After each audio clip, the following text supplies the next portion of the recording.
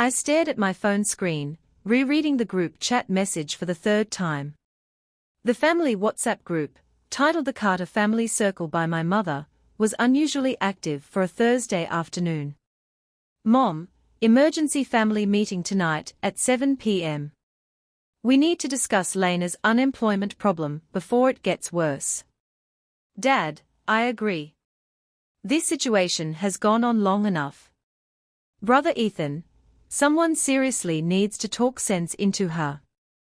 Sister-in-law Rachel, we are just worried about her future. I leaned back in my leather chair, staring out from my corner office on the 52nd floor of Sterling Plaza, overlooking the glowing skyline of San Francisco. I adjusted my navy blue designer blazer while reviewing financial performance reports on my tablet. The irony of the situation made me smirk slightly. For the last 3 years, my family believed I was unemployed, living off my savings, and drifting without purpose. What they didn't know was that I was Lena Carter, founder and CEO of Vanguard Crest Investments, one of the fastest-growing asset management firms in North America. I was about to type my usual calm and vague reply when my desk phone rang.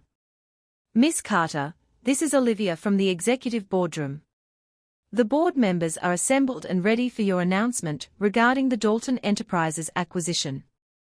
I checked my watch. 4:46 p.m.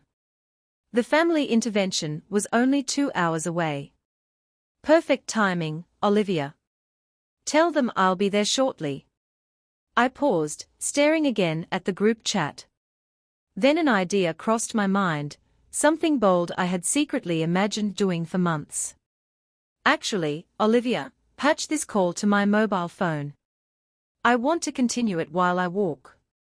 Of course, As I walked down the marble hallway, my phone lit up with Olivia's call. I answered and placed it on speaker.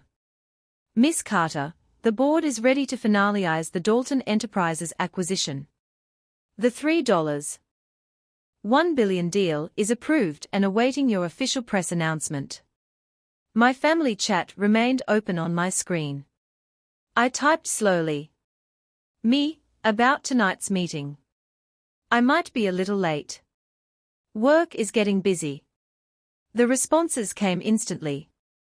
Ethan, work? What work? You've been jobless for months. Mom, honey, you don't need to pretend anymore.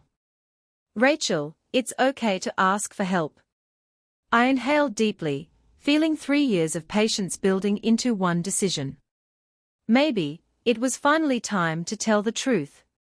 The group chat went eerily quiet, as Olivia's voice continued speaking through my phone. I could almost picture my family staring at their screens, trying to process what they'd just heard. 3 little dots appeared, disappeared, then appeared again. Finally, my mother broke the silence. Mom, whose call is that, Lena? I didn't hesitate. Me, that's my assistant. She's giving me an update on a board matter. Dad, this isn't funny, Lena. Please stop playing games. I typed slowly, deliberately. Me, I'm not playing games. I lifted the phone slightly and spoke again. Olivia, could you confirm my full title for the board minutes? There was a brief pause, then her calm, polished voice returned. Certainly.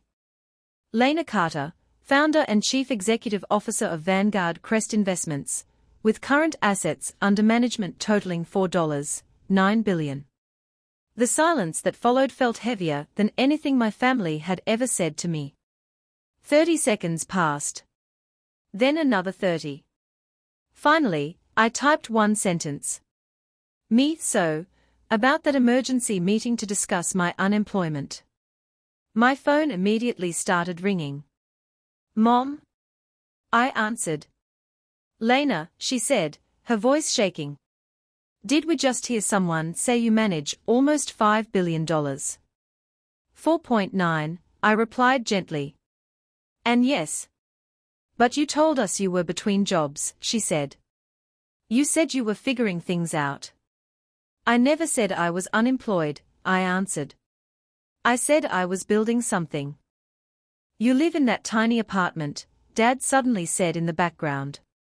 You drive that old car. Because I chose to, I said calmly. Every dollar went back into the company. I could hear voices overlapping now, Ethan asking questions, Rachel whispering something I couldn't quite catch. Lena, Mom said, I'm putting you on speaker. A second later, everyone was there. Explain, Dad said. Slowly. I founded Vanguard Crest 4 years ago, I said. We've been profitable for 3. We manage portfolios for institutional and private clients. Since when? Ethan asked, his voice strained. Since before you told me to apply for that safe office job, I said softly. That one landed hard. Ethan went quiet. Then he spoke again, slower. I talked to my boss last year. About maybe getting you an entry-level role. I thought you needed help. I closed my eyes. Ethan, I said, what does your company make in a year?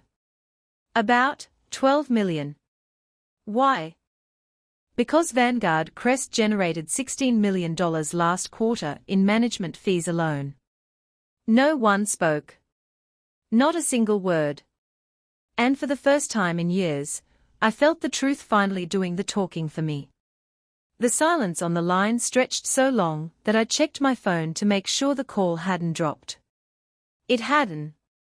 My family was still there, just stunned. Finally, my father cleared his throat. Are you saying, he asked carefully, that you make more in 3 months than Ethan's entire company makes in a year? I'm saying, I replied evenly, that the daughter you've been worrying about has been doing just fine. My mother's voice sounded small when she spoke again. Then why didn't you tell us, Lena? We've been so worried. We planned interventions. We lost sleep over you. I stood up from my desk and walked toward the floor-to-ceiling window.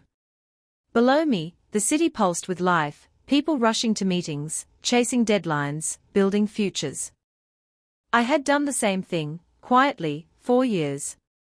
Because I wanted to know something, I said at last. What? She asked. I wanted to know who you would be when you thought I had nothing. No one responded. In the last 3 years, I continued, how many times did you ask me if I was happy? And how many times did you tell me what I should be doing instead? That's not fair, Mom said quickly. We were just trying to help. Were you? I asked.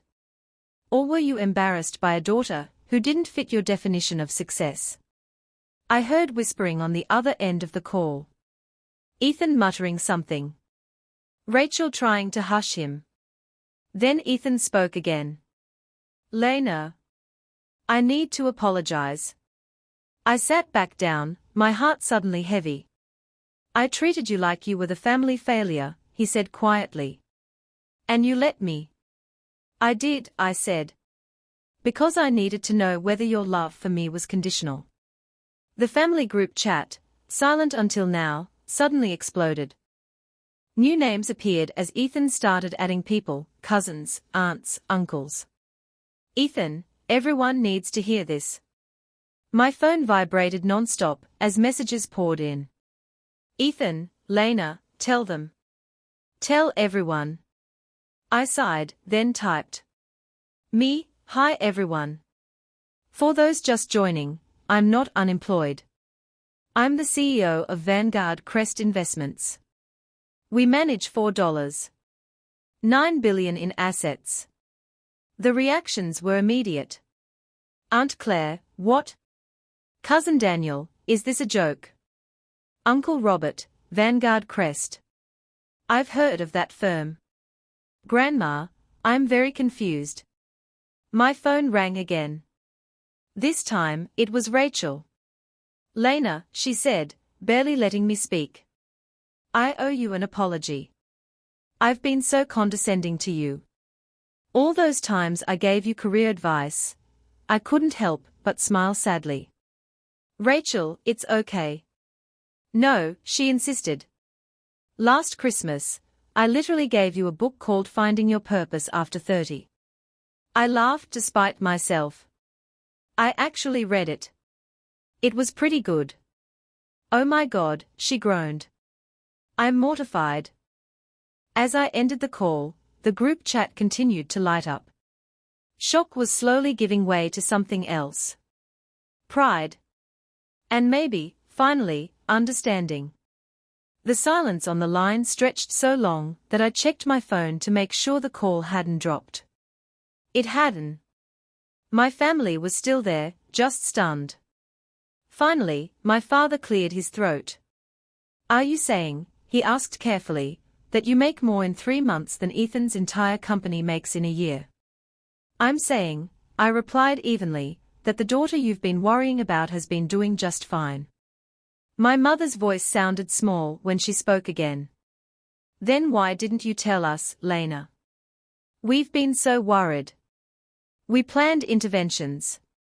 We lost sleep over you.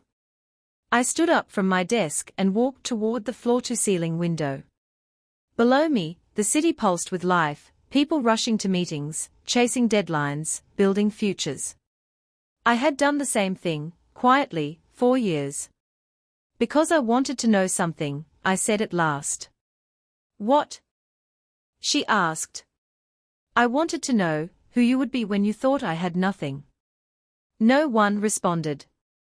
In the last 3 years, I continued, how many times did you ask me if I was happy? And how many times did you tell me what I should be doing instead? That's not fair, Mom said quickly.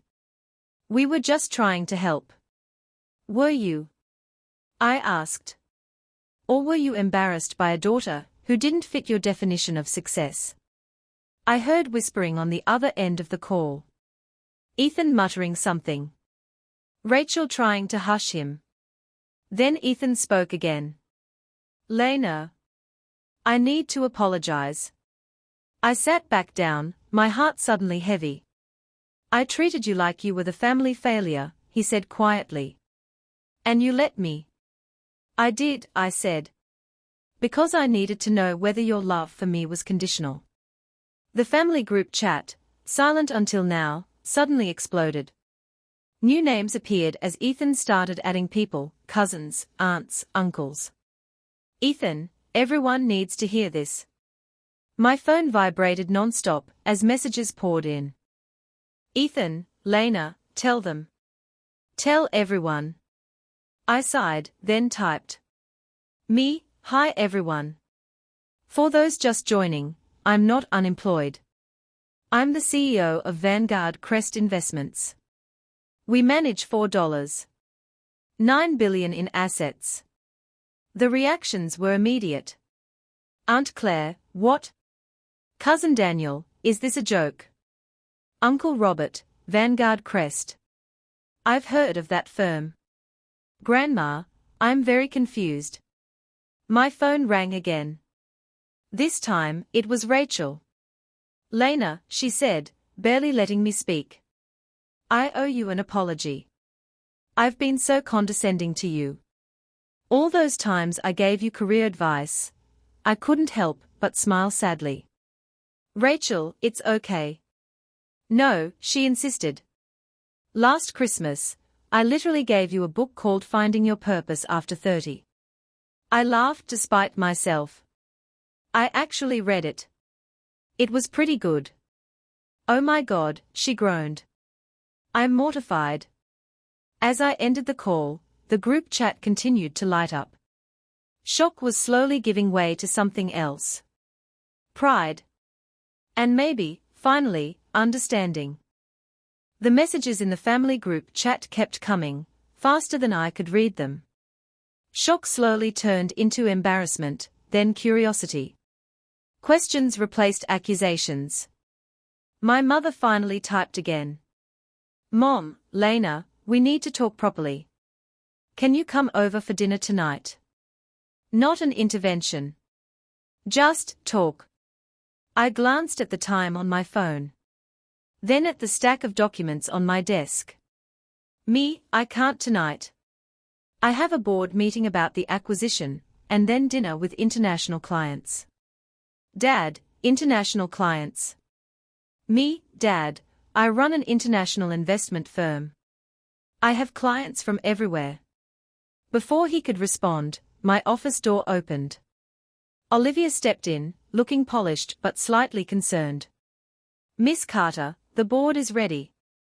They'd like to begin discussing the Dalton acquisition and the European market expansion. I covered the phone for a moment. Tell them I'll be there shortly. Then I looked back at my screen, still glowing with family messages. Me. I have to go into a board meeting now. We are discussing a $3.1 billion acquisition and expansion into Europe. Let's plan dinner this weekend instead. The chat paused. Then Ethan typed. Ethan, are you mad at us? I leaned back in my chair. Was I mad? Hurt, yes. Disappointed, definitely. But anger wasn't the right word. Me, I'm not mad. I'm sad that it took this long for you to see me as I really am. But I'm hopeful we can do better from here. A few seconds later, my mom replied. Mom, we love you, sweetheart. Successful or not. I smiled softly. Me, I know. And I love you too. But loving someone means believing in them even when you don't understand their path. I slipped my phone into my bag and stood, smoothing my blazer, as I headed toward the boardroom. As I passed Olivia's desk, she handed me a neatly organized folder. The Dalton acquisition details. Anne. I took the liberty of preparing a simplified overview of Vanguard Crest. Something family-friendly. I raised an eyebrow, amused. You're always one step ahead. She smiled. I thought you might need it. And Olivia, I added, lowering my voice. After the meeting, could you prepare a full portfolio overview for my family? Include the awards, client testimonials, everything. Of course, she said without hesitation. As I reached the boardroom doors, Olivia added, Oh, your mother called the main office earlier. She wanted to confirm whether Vanguard Crest really belonged to you. I paused. What did you tell her? I told her you are the founder and CEO. And her response? Olivia smiled. She said, and I quote, My daughter is a genius, and I've been an idiot. I laughed quietly to myself. Maybe this confrontation was exactly what we all needed. I pushed open the boardroom doors and took my seat at the head of the table. Good afternoon, I said. Apologies for the delay. Let's talk about Dalton Enterprises. The boardroom was filled with 12 of the most influential business leaders in the region. As I settled into my seat at the head of the long mahogany table, the room grew quiet. Screens lit up with financial models, market projections, and acquisition timelines. For the next 2 hours, I said, we'll walk through the Dalton Enterprises acquisition and our European expansion strategy. What followed was intense but familiar. Revenue forecasts. Risk assessments. Regulatory considerations. Dalton would open 3 new markets for Vanguard Crest and bring more than 200 high-net-worth clients under our management. By the time the meeting wrapped up, my throat was dry and my mind buzzing. One of the board members, Margaret Liu, raised her hand. Lena, she said, smiling, Forbes reached out this morning. They are preparing a feature on the top female CEOs under 35. You're on the list. I blinked. When does it run? Next month. They want a photo shoot here at the office. I thought of my family, the same people who, just hours ago, had been planning an intervention for their unemployed daughter. That works, I said. Coordinate with Olivia. After the meeting, I headed straight to dinner with our Japanese partners, the Nakamura Group. They were considering a $500 million investment, and the evening required the same balance I'd mastered over the years: confidence without arrogance, warmth without weakness. By the time I returned home to my modest two-bedroom apartment, it was almost 11 p.m. I kicked off my heels, loosened my blazer, and collapsed onto the couch. Out of habit, I opened the family group chat. 127 new messages. Scrolling through them felt like watching a transformation in real time. Aunt Claire, Lena, I just googled Vanguard Crest. You've been in the Wall Street Journal 6 times. Cousin Daniel, there's a photo of you ringing the opening bell at the NYSE last year. Uncle Robert, when you said you were consulting, you meant billion-dollar board meetings, didn't you? Grandma, I am very proud of you, sweetheart. But next time, give an old woman a hint. I smiled, warmth spreading through my chest. Then I saw Ethan's message. Ethan, I keep thinking about all the times I told you to get a real job. I'm so embarrassed. You must think I'm an idiot. I typed back slowly. Me, you're not an idiot. You're my brother. But next time, ask questions before offering solutions. A few seconds later, Ethan, deal. Can I ask one now? Me, sure. Ethan, are you actually happy? I looked around my apartment, the space I'd chosen deliberately, as a reminder to stay grounded while building something real. And for the first time that day, I answered without hesitation. Me, yes. I really am. After sending that message, I set my phone down and let the silence of my apartment settle around me. The city lights filtered in through the windows, soft and steady. For the first time in years, I didn't feel like I was hiding anything. My phone buzzed again. Mom, Lena, can I ask you something? Me, of course. Mom, do you think we were bad parents, for not seeing who you really were? I stared at the message for a long time before replying. It wasn't an easy question, and I knew my answer mattered. Me, you weren't bad parents. You were human parents. You made assumptions based on what you could see. And I chose not to show you everything. A moment later, Dad typed. Dad, then how do we do better? I smiled softly. Me, by asking instead of assuming. By supporting instead of fixing. And by trusting that I might actually know something about my own life. A few seconds passed. Mom, can we start over? I shook my head, even though she couldn't see me. Me, we don't need to start over. We just need to start being honest. The tone of the conversation shifted after that. The defensiveness faded. The guilt softened into genuine curiosity. My parents began asking real questions, not about why I hadn't taken a normal job, but about how I'd built Vanguard Crest from nothing. Dad wanted to understand my investment philosophy. Mom was fascinated by my international clients and time zones. Rachel asked about the challenges of being a young woman in finance. Ethan asked what my typical workday looked like. It was the most real conversation we'd had in years. Eventually, I typed, me, I should get some sleep. Board meeting at 8 a.m. tomorrow about the European expansion. Almost immediately, Ethan replied. Ethan, before you go, can I say something? Me, sure. Ethan, I'm proud of you. Not because you're successful, but because you stayed true to yourself even when we didn't understand. That takes courage. My throat tightened. Me, thank you. That means more than you know.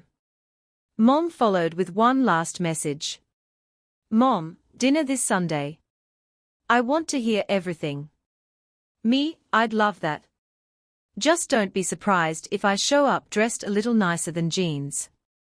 Dad, wear whatever you want. You're our daughter.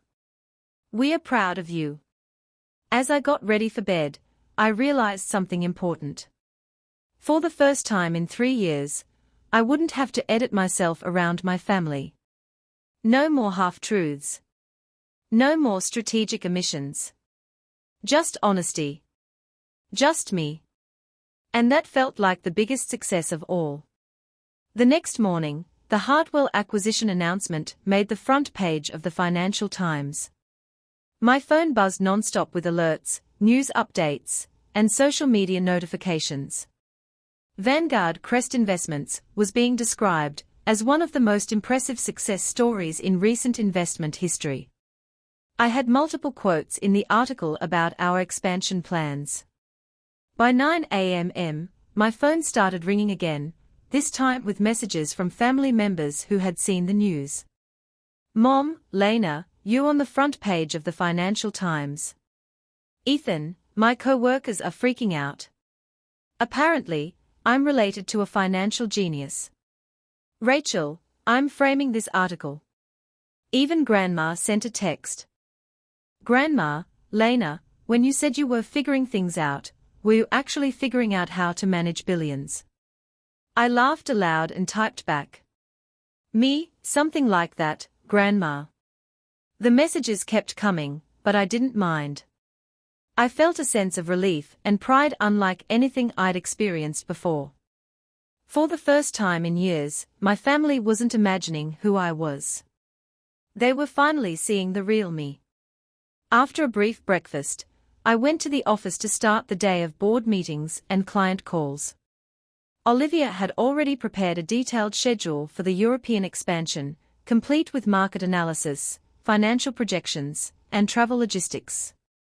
I glanced at the folder she had also prepared for my family, simple, clear explanations of what Vanguard Crest did, the awards we had won, and the testimonials from clients. For the first time, I realized the intervention that was meant to fix my jobless situation had inadvertently fixed something much more important, the gap between who I was and who my family thought I was. It wasn't about proving myself. It was about letting them see the truth. As I settled into my desk, I sent one last message to the family chat before diving into work. "Me, thank you all for trusting me, and for finally seeing me. I can't wait to talk more this Sunday." A pause, then a single reply from Dad, "Dad, proud of you, kiddo. See you Sunday. And I'll try to have some intelligent questions about European markets." I smiled, leaning back in my chair. Sometimes the best way to solve a problem isn't by arguing, convincing, or defending. Sometimes it's simply letting the truth speak for itself. And sometimes, the most satisfying victory isn't about showing people you're right, it's about letting them finally see who you really are. For the first time in 3 years, I felt completely free. Completely understood. Completely me.